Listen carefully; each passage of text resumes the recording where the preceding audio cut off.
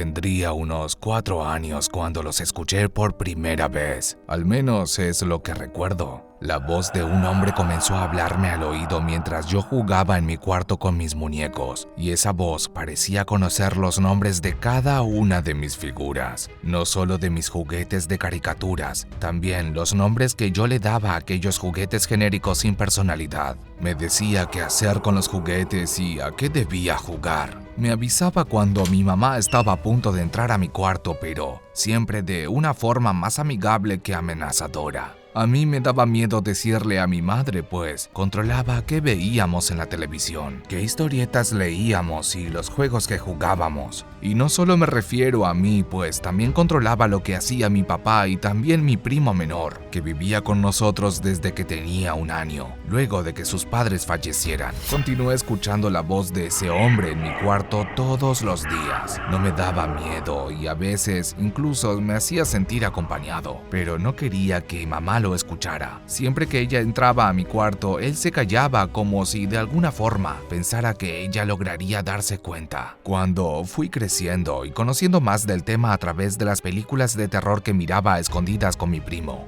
entendí que quizás la voz en mi cuarto no era algo bueno para mí. A pesar de eso, seguía sin causarme miedo, al menos hasta ese momento. La voz no había dicho algo que me hiciera temerle hasta una noche. En esa ocasión, al irme a acostar, siguió hablándome, incluso cuando yo dejé de hacer mi tarea, y eso era raro porque nunca me hablaba cuando yo me disponía a dormir. Pero esta vez lo hizo, aunque lo hacía sin hacerme caso, como si estuviera hablando con alguien más. Intentando ignorarlo, me quedé dormido. La voz llorando me despertó unas horas más tarde, y era la primera vez que me daba miedo. Mi primera reacción fue correr al cuarto de mis padres, pero antes de que llegara, escuché la voz de mi madre en la cocina. Bajé hasta ella, con la luz apagada, vi su silueta en camisón moviéndose. Me miró y se acercó para preguntarme qué pasaba. En ese momento le conté todo. Empezó a consolarme y en algún momento esas palabras de confort se fueron convirtiendo en regaños y advertencias. Me dijo que no volviera a hacerle caso a esa voz y que cuando lo escuchara saliera del cuarto y me dirigiera a ella.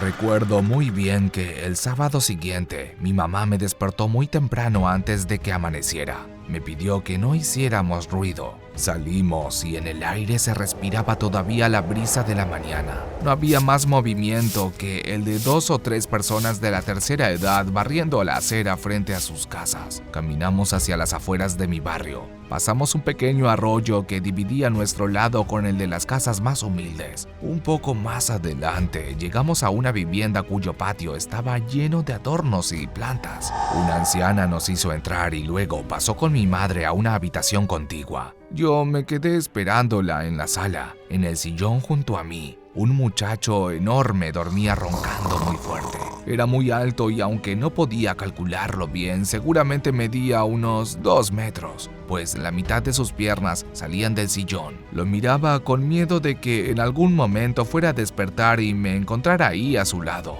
Atrapado en esos pensamientos, me sorprendió la señora de la casa. Me dio de beber un té con un sabor raro. Vi que había flores en él.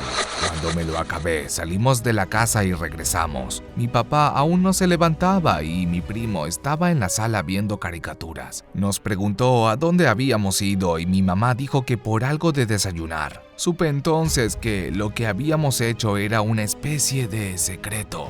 No volví a oír la voz del hombre. Mi mamá seguía dándome el té de vez en cuando y llegando a la pubertad. Cuando pensaba en eso, comenzaba a entender que mi mamá buscaba protegerme.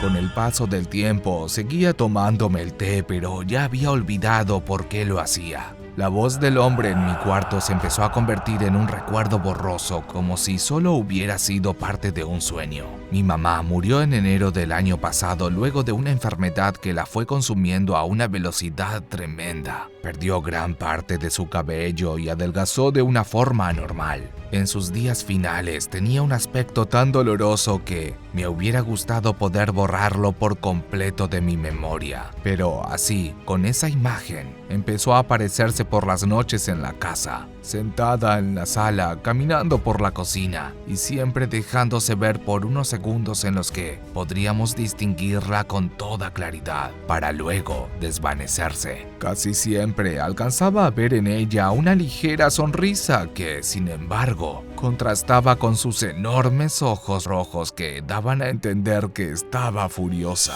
Meses después de su muerte, mi papá nos llevó a comer a mi primo y a mí. Parecía nervioso y mi primo también dejaba ver algo de ansiedad. Sentí que tenían algo que decirme y así fue. Mi padre había tenido muchos problemas con su salud mental poco después de casarse con mi madre y que naciera yo. Acudieron a un especialista amigo de mi mamá, el cual les recetó unas pastillas para evitar los problemas que tenía. Cuando ella murió, mi papá estaba tan devastado que no acudió a su cita puntual como en los últimos años para recoger ese medicamento. Sin la presión constante de ella, por fin se decidió a cambiar. Se acercó a un psiquiatra conocido de él desde hace años y le platicó lo que le había estado ocurriendo. Mi papá no entró en detalles, pero nos comentó que el doctor le pidió que dejara de tomar esos medicamentos inmediatamente. Fue entonces cuando la voz en la casa volvió, según cuenta mi padre. Yo quedé desconcertado, ya que resulta que también mi primo tomaba un té parecido al mío. Cuando él le comentó a mi papá que tenían que conseguirlo ahora que mamá no estaba,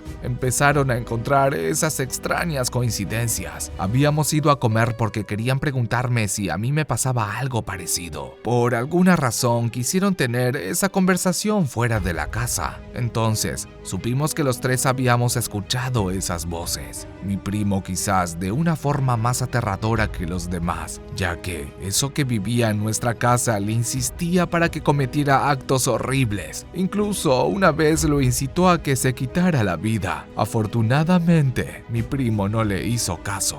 Meses después de la muerte de mi madre, cuando ya todos dejamos de tomar el té y las pastillas, las voces volvieron. Fue entonces cuando también comenzamos a ver a mamá apareciéndose por la casa. Hasta antes de esa plática, yo estaba convencido de que mi madre se aparecía allí para cuidarnos y para hacernos ver que estaba bien. Pero ahora tenía mis dudas. Los ojos enojados en esa aparición comenzaron a sentirse mucho más amenazantes. Comenzamos a recordar, después del dolor de perderla, aquellos detalles extraños de mi mamá, aquellas actitudes que tenía para controlarnos y aquellas cosas que nos asustaban de ella. Y es difícil ver así a una persona que ya no está con vida. Pero es más difícil aún saber que sigue en la casa, ya que en el fondo seguimos comportándonos de la misma forma que cuando ella estaba viva. Las voces, por su parte, cada vez se hacen más claras. No sé si sean de algún espíritu que, tal vez, solo busca decirnos algo o solo estamos perdiendo la razón.